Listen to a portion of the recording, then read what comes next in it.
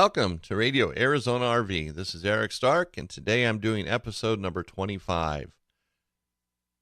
In this episode, I'm going to be talking about technology, more specifically, entertainment, and ways to maybe expand on what you have as far as your technology to have a larger TV, if you will. Specifically, I'm talking about projectors. You know, many RVers carry laptops, computers, you have iPhones, iPads, Android devices, whether it's Samsung, whatever the brand is, it doesn't matter. You have technology that can be put to use.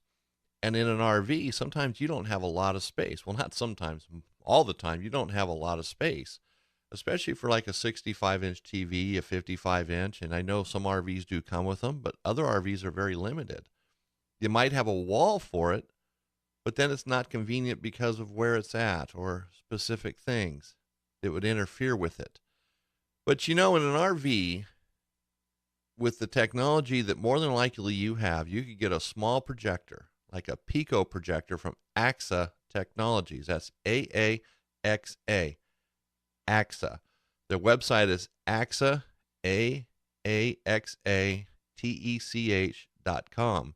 And I will put that on Radio Arizona RV because these guys make an awesome product, and they specialize in these Pico projectors or small projectors. They have one particular model that is the size of like a smartphone. And these things are powerful. So, you know, for an RV, you're not stuck inside, because I'm out. I see what RVers do when they're camping, especially long-term ones. They set up their awnings. They're outside. They enjoy the outside. So you could literally hang a sheet from the side of your RV underneath your awning and show a video outside. You might not even have to hang a sheet, depending on what the side of your RV looks like. And, you know, it's amazing how clear video can show up through a projector on the side of something. I've seen it in homes where the walls are, stuccoed, or excuse me, not stuccoed, they're texture coated, like a green paint, and you can sit there and watch a movie and it comes out great. And this isn't with a super high quality projector, but these Pico projectors are ideal because you could literally show it inside the RV if you wanted to, if you had the space or a wall where you could do it. You know, some RVs have roll down shades in the front on the windshield that could be a projector screen. Outside on the side of the RV, maybe it's not underneath the awning, but the opposite side, you might have a 50 or 60 inch area that'd be ideal for watching a movie on. Having some friends over to share a movie. You know, to get 8 or 10 people packed in an RV to watch a movie is ridiculous. But to have 8 or 10 people outside under the awning watching a movie, that's fun. That's not ridiculous. And these projectors are inexpensive, and it doesn't matter what device you have, you can always connect to it. There's an adapter for anything these days. And these projectors come with different inputs or outputs. You know, they have mini HDMI, which is a smaller version of the regular HDMI. They have the VGA adapter, which is just like on most older computer monitors. It had a blue end, 10 or 12 pins in it, pretty common on an older monitor. Newer monitors have DVI connectors. Some of them have DisplayPort connectors. It doesn't matter what you have, though. There's an adapter, and the adapters are cheap. I'm not sure what AXA actually sells as far as all their adapters go, but generally you can go to an electronics store like Best Buy, walk in with it, show them what you're trying to do, and they'll hook you up. Or you can buy them online if you know what you're looking for, if you're familiar with this. And I'm sure if you call AXA, they can tell you exactly what you need. If they don't have it, maybe where to get it. Give you the right name, though, so you're using the right terminology, because that's really what it boils down to, is connecting these. It's just having the right cable to hook up your device to it. You know, iPads, they have their own little their connectors, but they're adaptable to anything. And same with your Androids, they have their own adapter, but it's adaptable to just about anything. So it's really not a big deal to hook these things up. Anybody could do this. You don't have to be a technological genius. Believe me, you really don't. And these things are awesome. So really, it can expand your horizons in your RV. And not if you're just a full-timer, but what about a family? Someone who's going out for the weekend, you bring your kids. You can actually have movie night, turn it into something. Or if you're out at the dunes, you got a toy hauler. Man, you got the big old door on the back of that toy hauler. What an awesome place to project a movie.